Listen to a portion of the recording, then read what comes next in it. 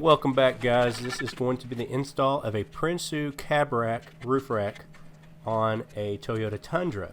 On the Tacomas, there are pre-drilled holes in the roof. On the Tundras, there are not, so you will have to drill holes in your roof. So I'm going to take it into a shop because you got airbags up there, all kind of stuff. I'm just not comfortable drilling into the holes into my roof, so I'm going to get some help. Here I am installing it before I take it to the shop. This whole process here only took about 30 minutes. It was very easy to do and very simple.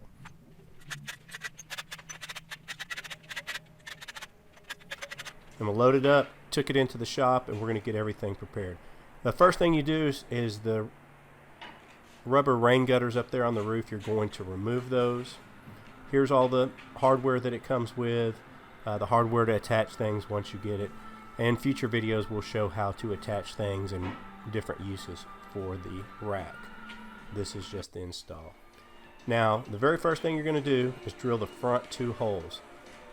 They have the measurements in the instructions, and you must follow them exactly because this is how your whole rack gets aligned. Everything's going to be aligned off of these first two holes.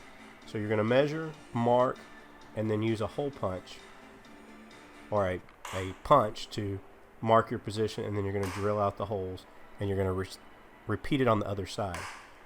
And then there's plus nuts that come into this package, so you're going to take this front two plus nuts and install them. You'll see that in just a minute, and use silicone to seal it. Here's your hole, and then we're going to repeat it on the other side and then do the plus nuts. So it's supposed to come with a plus nut setter, and it did not. So luckily I took it to a shop, because if I was at the house I'd be screwed right now with holes in my roof and it's fixing to rain. But taking it to a shop, we had the right stuff, and it's going to get, this plus nut's going to get put in.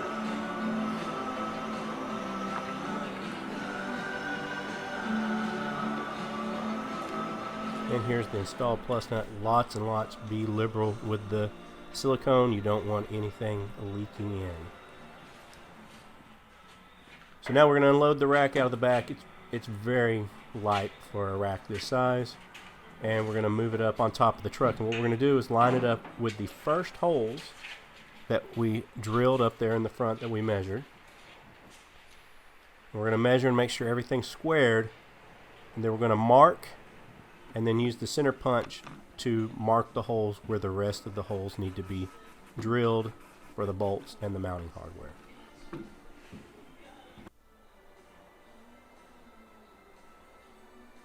And here we are using the punch to mark the holes.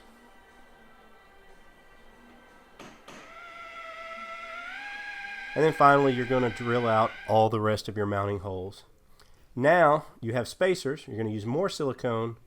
You get the spacers. These get the rack up off of sitting on the roof, and you're going to put each individual spacer on there with liberal silicone on the spacer and on the bolt, and bolt it all down. Of course, you're going to repeat this all the way front and back on both sides. Here we are finishing up, and there you can see the weather stripping. You need to cut the weather stripping and reinstall it around the mounts here, because you want to replace your weather stripping. So we had to cut it and then put it right back underneath there. Finally, we just went ahead and made sure everything was tight and functional and down right. And here it is, the final project. It works great for me for a shooting platform. We're able to put sandbags or bags of corn, and somebody in the back can sit up there and spot and use it. You can load all kind of boxes. Like I said, we'll show all kind of boxes and different things that you can mount up there. It really becomes a very useful space. It makes no noise, no rattles. It is an awesome, very stable and sturdy product. Guys, thank you for watching. And got it.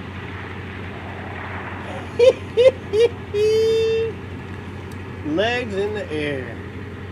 Stinky leg.